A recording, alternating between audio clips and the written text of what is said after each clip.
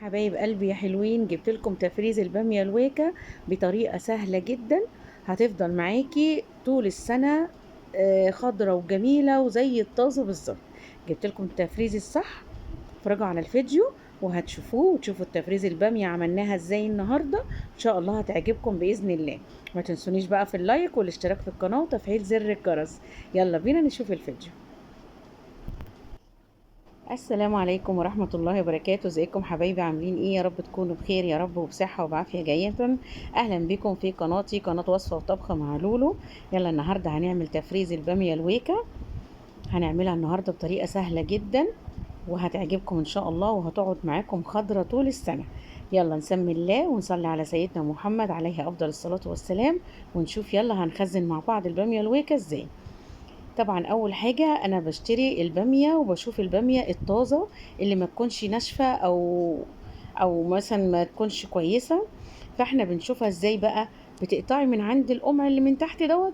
تيجي تقطعي كده، اول ما يتقطع معاكي ويبقى يعني يتقطع معاكي ويبقى ليه صوت كده وانت بتقطعي، تعرفي كده ان ده ان دي باميه ممتازه وطازه وجميله جدا. اهم حاجه ايه؟ تشوفيها من عند القمع من تحت كده. تقطعي كده الحته اللي من تحت كده تتقطع معاكي، خلاص يبقى كده الباميه دي طازه وجميله جدا. طبعا هنجيبها بقى ونغسلها غسله كويسه جدا من كل التراب اللي فيها وكده، تتغسل غسله ممتازه. وبعد كده بنجيبها نقمعها زي ما انتم شايفين كده. احنا بس مش بنقمعها زي الباميه اللي هي الطبيخ، لا احنا بنشيل القمع بتاعها من فوق كده بس، والحته الصغيره اللي هي من تحت. الطرف الصغير دوت اهو زي ما انتم شايفين كده، بنشيل الطرف ده ونشيل الحته اللي من فوق دي بس. زي ما انتم شايفين كده اهو، سهله جدا. وهتعمليها وتفرزي، لو جايبه 10 كيلو هتعمليهم في ثواني. اهو هنمسكها بقى نقطعها كده بقى، هنقطعها اهو كلها، كل اللي احنا عملناه هنقطعه بقى كده دواير كده صغيره. طبعا بقى تعمليها بقى وتشيليها، طبعا هتنفعنا في رمضان. تعملي طبق كده جنب الاكل، بتبقى جميله قوي.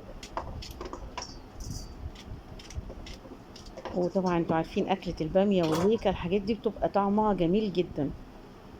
اهي قطعناهم. انا بقى لسه بقى هقعد هكمل كل الكمية وهرجع بقى تاني اقول لكم هنعمل ايه. كده خلاص خلصنا، بص خلصت كل الكمية اهي وقطعتها كلها. طبعا هنعمل ايه بقى؟ بص، ولا هنحط في مية ولا ليمون ولا اي حاجة، احنا هنشيلها كده على طول.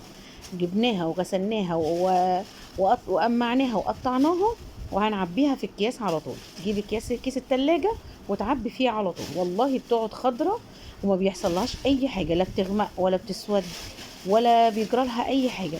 بتطلعيها على لونها كده على طول اهو، زي ما هي زي ما انت شلتيها كده هتطلعيها برضو كده، وبتبقى ممتازة وتقعد معاكي السنة كلها زي الفل، وبتحتفظ بخضرها وزي الفل ما فيهاش اي حاجة. تطلعي الكيس تحطيه في الشوربة على طول، تستوي معاكي وتعمليها وتبقى جميلة بإذن الله. الوصفة دي جميلة جدا، ولو عايزين الوصفة اللي هي بالمية والليمون اكتبوا لي في الكومنتات وانا هعملها لكم برضو ان شاء الله، وهوريكي برضو تعمليها ازاي.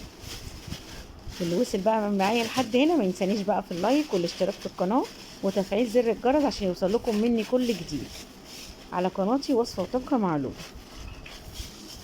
واكتبوا لي في الكومنتات لو شوفوا عايزين نفرز ايه تاني المرة الجاية، واكتبوا لي ونعملها مع بعض بإذن الله.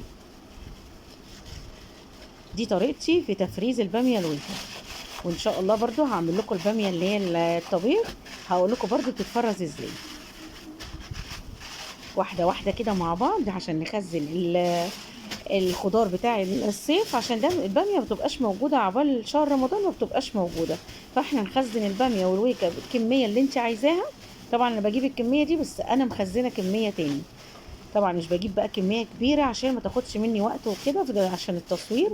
فانا بجيب الكميه اللي ايه، اللي اصورها بس، لكن انا ببقى جايبه كميه تاني وعاملاها وشايلاها. مش هتخسري حاجه لما تجيبي وتشيلي التفريزات دي، بتبقى والله كنز، حاجات كويسة جدا في البيت. بس كده هنعبيها في الكيس، عبي على قد الأكلة بتاعتك وعبي في الكيس كده اهوت، وطلعي الخراج الهواء خالص من الكيس. وبعد كده تفرديها زي ما انت شايفه كده. بس ما خدناش حاجه وما خدناش وقت وعملناها، وهتبقى جميله معاكي وتقعد معاكي السنه كلها زي الفل، ولا هتسود ولا هتغير لونها ولا اي حاجه. خلاص كده انا عبيت الكميه كلها اهو زي ما انتم شايفين. يا رب تفريزنا النهارده يعجبكم باذن الله، وانتظروا في تفريزات كتيره وحاجات كتيره ان شاء الله هنعملها عشان خاطر شهر رمضان، وعشان خاطر كمان نلحق ايه الخضار بتاع الصيف قبل ما يمشي. بس كده خلاص خلصنا كل الكميه وتمام. يا رب النهارده الوصفه تعجبكم والتفريز بتاع الباميه النهارده يعجبكم، هتعملوها وتجربوها وان شاء الله هتبقى زي الفل معاكم. اسيبكم في رعايه الله ومع السلامه.